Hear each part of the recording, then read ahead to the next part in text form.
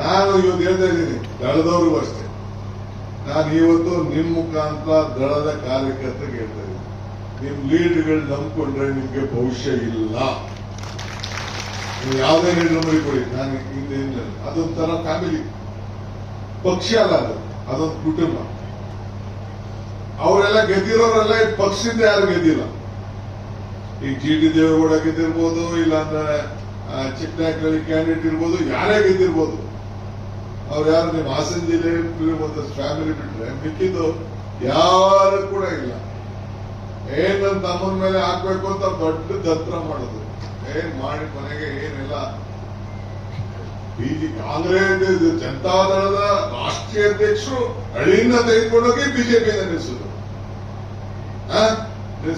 ಏನ್ ನನ್ ತಂತ್ರ ಮಾಡಕ್ ಗೊತ್ತಿಲ್ವೋ? ನನ್ ತಂತ್ರ ತಂತ್ರ ಮಾಡ್ತೀರಾ ಅಂತ ಹೇಳಿ ರಾತ್ರಿ ಬಿಜೆಪಿ ಟಿಕೆಟ್ ಅಂತಿದ್ದನ್ನ ಬೆಳಗ್ಗೆ ಕಾಂಗ್ರೆಸ್ ಕ್ಯಾಂಡಿಡೇಟ್ ಮಾಡಿ ಯೋಗೇಶನ್ನ ಮೊಮ್ಮಗನ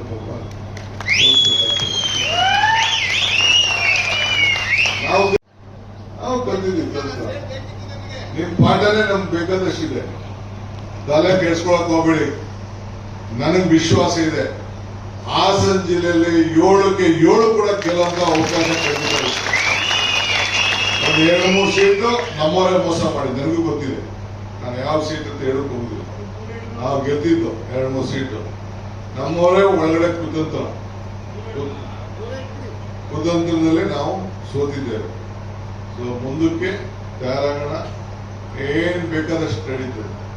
ಈಗ ಕೆಲವು ನೋಡಿದ್ರಿ, ಕೆಲವು 2 ಮಿಕ್ಸ್ ಹಾಕಿ 1000 ಲೀಡ್ಗಳು ಅವ್ರಿಬ್ರು ತಪ್ಪಾಡ್ಲಿ ಬಿಜೆಪಿಯವರು. ವರ್ಕರ್ಸ್ ಅಂತೂ ಒಂದಾಗಂತೂ ಆಗಲ್ಲ ಬೇರೆ ಪಾರ್ಟಿಗಳಲ್ಲಿ. ನಾನು ಇಲ್ಲಿ ನಮ್ಮ ಪಾರ್ಟಿ ಇದೆಯಲ್ಲ, ಇದು ಯಾರು ಬೇಕಾದ್ರೂ ಈಗ ರಾಜಪ್ಪ ಹೋದ ಚೇರ್ಮನ್ ಮಾಡಿದ್ದೆ ನಾವು, ನಮ್ಮ ಲೀಡರ್ ಬಹಳ ಹತ್ರ. ಅಲ್ಲಿ ಯಾಕೆ ರಿಜಿಸ್ಟರ್ ಮಾಡ್ಕೊಳಕ್ ಆಗ್ತಾ ಇಲ್ಲ? ಇಲ್ಲಿ ನೋಡಿರೋರು, ಈ ರಕ್ತ ನೋಡಿರೋರು, ಇಲ್ಲಿ ನೀರು ಕುಡಿದಿರೋರು